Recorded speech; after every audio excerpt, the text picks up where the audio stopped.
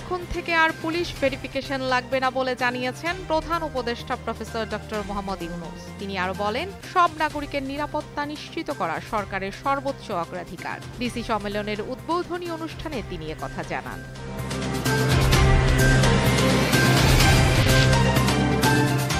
আখেরি মোনাজাতে শেষ হলো সাদপন্থীদের বিশ্ব ইজতেমার তৃতীয় পর্ব। মোনাজাত পরিচালনা করেন মাওলানা সাদের বড় ছেলে মাওলানা ইউসুফ বিন সাদ। আখেরি মোনাজাতে শরীক হন লাখো মুসল্লি।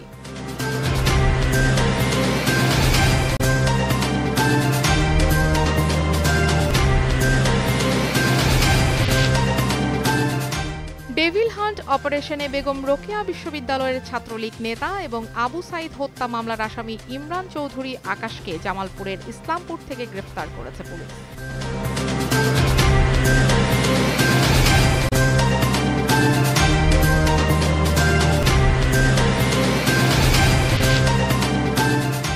রাশিয়াকে চ্যালেঞ্জ করার জন্য ইউরোপের সেনাবাহিনী প্রয়োজন বলে মন্তব্য করেছেন ইউক্রেনের প্রেসিডেন্ট ভ্লাদিমির জেলেনস্কি।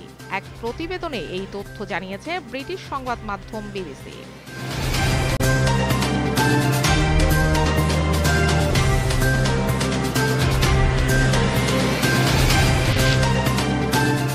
প্রিমিয়ার লিগের ম্যাচে নিউক্যাসল ইউনাইটেডের মুখোমুখি হয়েছিল ম্যানচেস্টার সিটি। মিশরীয় ফরওয়ার্ড ওমর মারমুশের হ্যাটট্রিকে ভর করে নিউক্যাসলকে ৪-০ গোলে উড়িয়ে দিয়েছে সিটি।